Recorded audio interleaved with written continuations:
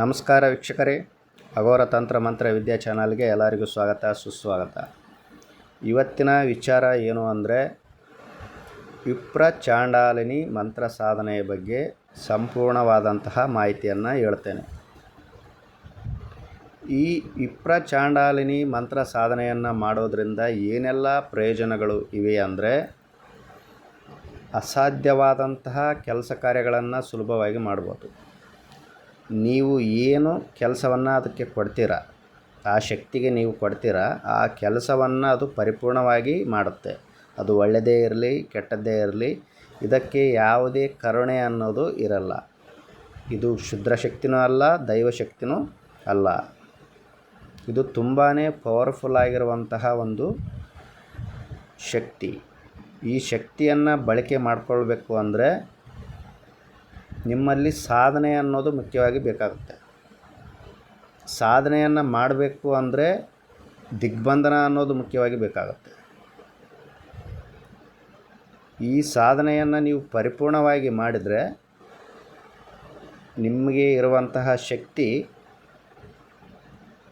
ಎಂಥವರನ್ನಾದರೂ ಮಟ್ಟ ಹಾಕ್ಬೋದು. ಎಂತಹ ಅಸಾಧ್ಯವಾದ ಕೆಲಸ ಕಾರ್ಯಗಳನ್ನಾದರೂ ಸಹ ನೀವು ಸುಲಭವಾಗಿ ಮಾಡ್ಬೋದು. ತುಂಬ ಪವರ್ಫುಲ್ ಆಗಿರುವಂತಹ ಒಂದು ಶಕ್ತಿ ಸಾಧನೆ ಇದು. ಈ ಸಾಧನೆಯನ್ನು ಮಾಡಬೇಕು ಅಂದರೆ ಮೊದಲು ನೀವು ಗುರುವಿನ ಮಾರ್ಗದರ್ಶನದಡಿ ಸಾಧನೆಯನ್ನು ಮಾಡಿದರೆ ತುಂಬಾ ಒಳ್ಳೆಯದು. ಯಾಕಂದರೆ ಇದು ಕಠಿಣವಾಗಿರುತ್ತೆ. ಸಾಧನೆ ಅನ್ನೋದು ಸ್ವಲ್ಪ ಕಠಿಣ ರೀತಿಯಲ್ಲಿ ಇರುತ್ತೆ. ಆಮೇಲೆ ಸ್ಮಶಾನದಲ್ಲಿ ಮಾಡುವಂತಹ ಒಂದು ಸಾಧನೆ ಅನ್ನೋದು ಇದಿರುತ್ತೆ.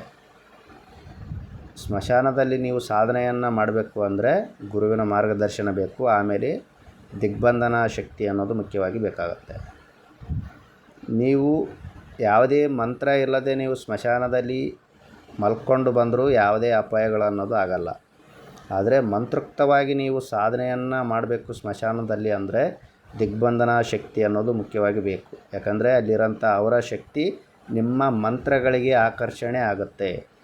ಆಕರ್ಷಣೆ ಆಗಿ ಏನು ಮಾಡುತ್ತೆ, ಅದು ನಿಮ್ಮನ್ನು ಪರೀಕ್ಷೆಯನ್ನು ಮಾಡಬೇಕಂತ ನೋಡುತ್ತೆ.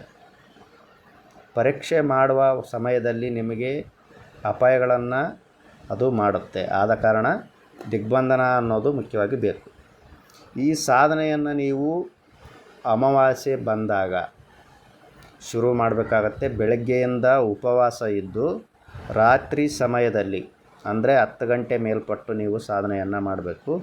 ಸಾಧನೆಯನ್ನು ಮಾಡಬೇಕಾದಾಗ ಕಪ್ಪು ವಸ್ತ್ರವನ್ನಾಗಲಿ ಇಲ್ಲಾಂದರೆ ಕೆಂಪು ವಸ್ತ್ರವನ್ನಾಗಲಿ ನೀವು ಧರಿಸಬೇಕಾಗತ್ತೆ. 21 ದಿನಗಳಲ್ಲಿ 1,00,000 ಮಂತ್ರವನ್ನು ನೀವು ಪರಿಪೂರ್ಣವಾಗಿ ಮಾಡಿದಾಗ ಮಾತ್ರ ಈ ಸಾಧನೆ ನಿಮಗೆ ಸಿದ್ಧಿ ಅನ್ನೋದಾಗುತ್ತೆ. ವಿಪ್ರ ಚಾಂಡಾಲಿನಿಯ ದರ್ಶನ ಅನ್ನೋದು ಆಗುತ್ತೆ. ದರ್ಶನ ಆದಾಗ ನೀವು ಕೆಲವೊಂದು ವಚನಗಳನ್ನು ತೆಗೆದುಕೊಳ್ಬೇಕಾಗತ್ತೆ. ವಚನಗಳನ್ನು ತೆಗೆದುಕೊಳ್ಬೇಕಾದಾಗ ನೀವು ಸ್ವಲ್ಪ ಹುಷಾರಿಂದ ಇರಬೇಕು. ಯಾಕೆಂದರೆ ನೀವು ಯಾವ ಥರ ವಚನಗಳನ್ನು ತೆಗೆದುಕೊಳ್ತೀರಾ ಆ ಥರನಾಗಿ ಅದು ಕೆಲಸವನ್ನು ಮಾಡುತ್ತೆ. ಆಗ ನೀವು ಹುಷಾರುತನದಿಂದ ನೀವು ಚಾಣಕ್ಷತನದಿಂದ ಮಾತುಗಳನ್ನು ತೆಗೆದುಕೊಳ್ಬೇಕಾಗತ್ತೆ. ತೆಗೆದುಕೊಂಡಾಗ ಅದು ನಿಮ್ಮ ನಿಯಂತ್ರಣದಲ್ಲಿ ನಿಮ್ಮ ಹಿಡಿತದಲ್ಲಿ ಇರುತ್ತೆ ಶಕ್ತಿ ಅನ್ನೋದು. ಆಗ ನೀವು ಯಾವುದೇ ಕೆಲಸ ಕಾರ್ಯಗಳನ್ನು ಅದು ಕೇಳಿದ್ರೂ ಸಹ ಅದು ಮಾಡಿಕೊಂಡು ಬರುತ್ತೆ. ಈ ಸಾಧನೆಯನ್ನು ಮಾಡಬೇಕಾದ್ರೆ ನೀವು ಪ್ರತಿನಿತ್ಯ ಸ್ವೀಟನ್ನು, ಸಿಹಿ ಪದಾರ್ಥಗಳನ್ನು ನೈವೇದ್ಯವಾಗಿ ಇಡಬೇಕು. ಆಮೇಲೆ ಸ್ಮಶಾನ ಪೀಠದಲ್ಲಿ ನೀವು ಕುಳಿತುಕೊಳ್ಬೇಕು. ದಕ್ಷಿಣ ಅಭಿಮುಖವಾಗಿ ಕುಳಿತುಕೊಂಡು ಮಂತ್ರವನ್ನು ನೀವು ಜಪ ಮಾಡಬೇಕು. ನೀವು ಎಷ್ಟು ಜಪ ಮಾಡ್ತೀರೋ ನಿಮಗೆ ಬಿಟ್ಟಿರೋದು. 21 ದಿನಗಳಲ್ಲಿ 1,00,000 ಮಂತ್ರವನ್ನು ನೀವು ಪರಿಪೂರ್ಣವಾಗಿ ಮಾಡಿದರೆ ಮಾತ್ರ ಈ ಒಂದು ವಿಪ್ರ ಚಾಂಡಾಲಿನಿ ಸಾಧನೆ ಅನ್ನೋದು ನಿಮಗೆ ಪರಿಪೂರ್ಣವಾಗಿ ಆಗುತ್ತೆ. ಇಲ್ಲಾಂದರೆ ಆಗಲ್ಲ. ಅದಕ್ಕಿಂತ ಮುಖ್ಯವಾಗಿ ನಿಮಗೆ ದಿಗ್ಬಂಧನ ಅನ್ನೋದು ಬೇಕೇ ಬೇಕು. ದಿಗ್ಬಂಧನ ಅನ್ನೋದು ಇಲ್ಲಾಂದರೆ ಏನಾಗುತ್ತೆ, ನೂರಾರು ಅಡೆತಡೆಗಳು ಅನ್ನೋದು ನಿಮಗೆ ಬರುತ್ತೆ. ದಿಗ್ಬಂಧನ ಮಂತ್ರ ಬೇರೆ, ದಿಗ್ಬಂಧನ ಮಂತ್ರ ಸಹಿತ ದಿಗ್ಬಂಧನ ಶಕ್ತಿ ಅನ್ನೋದು ನಿಮ್ಮ ಹತ್ರ ಇರಬೇಕು. ದಿಗ್ಬಂಧನ ಶಕ್ತಿಯನ್ನು ನೀವು ತಾಯ್ತ ರೂಪದಲ್ಲಿ ಮಾಡ್ಕೊಳ್ಬೇಕಾಗತ್ತೆ. ಇನ್ನು ಭೈರವ ದಿಗ್ಬಂಧನ ಅನ್ನೋದು ನಿಮ್ಮ ಹತ್ರ ಇದ್ದರೆ ತುಂಬಾ ಒಳ್ಳೆಯದು. ನಿಮಗೆ ಆಯಿತು, ನಿಮ್ಮ ಕುಟುಂಬಕ್ಕೆ ಆಯಿತು, ಯಾವುದೇ ಅಪಾಯಗಳು ಅನ್ನೋದು ಇರಲ್ಲ. ಯಾಕೆಂದರೆ ಕೆಲವೊಂದು ಮಂತ್ರಗಳನ್ನು ಮಾಡಬೇಕಾದಾಗ ನೀವು ಏನಾದರೂ ನಡಮಧ್ಯೆ ನಿಲ್ಲಿಸಿದರೆ ಅಥವಾ ಏನಾದರೂ ಲೋಪದೋಷಗಳು ಆದರೆ ಅದು ನಿಮಗೆ ಅಲ್ಲದೆ ನಿಮ್ಮ ಕುಟುಂಬಕ್ಕೂ ಸಹ ಕೆಲವೊಂದು ಸಮಸ್ಯೆಗಳನ್ನು ಅದು ಮಾಡುತ್ತೆ. ಇಲ್ಲಾಂದರೆ ಕುಟುಂಬದಲ್ಲಿ ವೈಮನಸ್ಸುಗಳು, ಕಲಹಗಳು ಬರುತ್ತೆ. ಇಲ್ಲಾಂದರೆ ನಿಮ್ಮ ಆರೋಗ್ಯದಲ್ಲಿ ಏನಾದರೂ ಏರುಪೇರಾಗುತ್ತೆ. ಈ ಥರ ಕೆಲವೊಂದು ಅಡೆತಡೆಗಳನ್ನೋದು ಬರುತ್ತೆ. ಅದೇ ದಿಗ್ಬಂಧನ ಶಕ್ತಿ ಇತ್ತು ಅಂದರೆ, ಅದರಲ್ಲಿ ಭೈರವ ದಿಗ್ಬಂಧನ ಅನ್ನೋದು ಇತ್ತಂದರೆ ಈ ಒಂದು ಸಾಧನೆಗಳನ್ನು ಮಾಡುವಾಗ ಯಾವುದೇ ಅಡೆತಡೆಗಳು ಅನ್ನೋದು ಬರಲ್ಲ, ಯಾವುದೇ ಅಡೆತಡೆಗಳು ಅನ್ನೋದು ಆಗಲ್ಲ, ಸಮಸ್ಯೆಗಳನ್ನೋದೇ ಬರಲ್ಲ. ತುಂಬಾ ಸರಳ ರೀತಿಯಲ್ಲಿ ಸಾಧನೆಯನ್ನು ನೀವು ಮಾಡ್ಬೋದು. ಆ ಶಕ್ತಿ ಇಲ್ಲಂದಾಗ ಮಾತ್ರ ನೂರಾರು ಅಡೆತಡೆಗಳು, ಸಮಸ್ಯೆಗಳನ್ನೋದು ಬರುತ್ತೆ. ಕೆಲವೊಬ್ಬರು ಇಂತಹ ಒಂದು ಮಂತ್ರಗಳನ್ನು ನೀವು ಮಾಡೋಕ್ಕೆ ಹೋಗಿ ಅದರ ಒಂದು ಪರಿಣಾಮವನ್ನು ನೀವು ಅನುಭವಿಸಿರ್ತೀರ. ಯಾಕೆಂದರೆ ಆ ಶಕ್ತಿ ಅನ್ನೋದು ಆ ಥರ ಇರುತ್ತೆ. ಅದು ಒಂದು ಬಾರಿ ನೀವು ಸಾಧನೆಗೆ ಇಳಿದ್ರೆ ಅದಕ್ಕೆ ಇದ್ದಂತಹ ಕೆಲವೊಂದು ನಿಯಮಗಳನ್ನು ಪಾಲನೆ ಮಾಡಿಕೊಂಡು, ಕೆಲವೊಂದು ದಿಗ್ಬಂಧನ ಶಕ್ತಿಗಳನ್ನು ಇಟ್ಕೊಂಡು ಅದು ಗುರುವಿನ ಮಾರ್ಗದರ್ಶನದಲ್ಲಿ ಸಾಧನೆ ಮಾಡಿದ್ರೇ ತುಂಬಾ ಒಳ್ಳೆಯದು.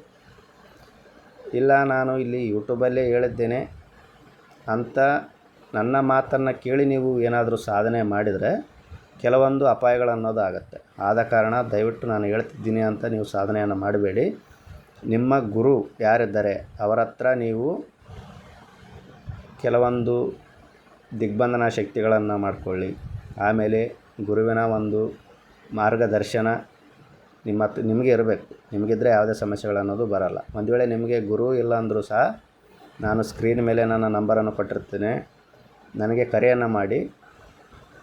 ಇದಕ್ಕೆ ಬೇಕಾದಂತಹ ಕೆಲವೊಂದು ನಿಯಮಾವಳಿಗಳನ್ನು ಹೇಳ್ತೇನೆ. ಆಮೇಲೆ ದಿಗ್ಬಂಧನ ಶಕ್ತಿ ಬೇಕಂದ್ರೆ ಅದನ್ನು ಸಹ ನಾನು ಮಾಡಿಕೊಡ್ತೇನೆ. ಈ ಸಾಧನೆಯನ್ನು ಮಾಡಿದ ಮೇಲೆ ಯಾವ ಥರ ವಚನಗಳನ್ನು ತೆಗೆದುಕೊಳ್ಬೇಕು, ಯಾವ ಥರ ಕೆಲಸಗಳನ್ನು ನೀವು ಮಾಡಿಸಿದರೆ ಒಳ್ಳೆಯದು, ಅಂದರೆ ಧರ್ಮ ನ್ಯಾಯದ ಮಾರ್ಗದಲ್ಲಿ ಇರಬೇಕು. ಅಂಥ ಕೆಲಸಗಳನ್ನು ಮಾಡಿಸಿದರೆ ಮಾತ್ರ ನಿಮಗೆ ತುಂಬಾ ಒಳ್ಳೆಯದು. ಇಲ್ಲಾಂದರೆ ಅದರ ಪರಿಣಾಮವನ್ನು ನೀವು ಅನುಭವಿಸಬೇಕಾಗತ್ತೆ. ಇಂತಹ ರಹಸ್ಯ ವಿದ್ಯೆಗಳನ್ನು, ತಂತ್ರಗಳನ್ನು, ದೇವತಾ ಸಾಧನೆಗಳನ್ನು, ಮಂತ್ರಗಳನ್ನು ನೀವು ತಿಳಿದುಕೊಳ್ಬೇಕಂದ್ರೆ ನಮ್ಮ ಚಾನಲನ್ನು ಸಬ್ಸ್ಕ್ರೈಬ್ ಮಾಡಿ, ಲೈಕ್ ಮಾಡಿ ಹಾಗೂ ಶೇರ್ ಮಾಡಿ. ಎಲ್ಲರಿಗೂ ಒಳ್ಳೆಯದಾಗಲಿ. ಧನ್ಯವಾದಗಳು. ಜೈ ಕಾಲಭೈರವಾಯ ನಮಃ.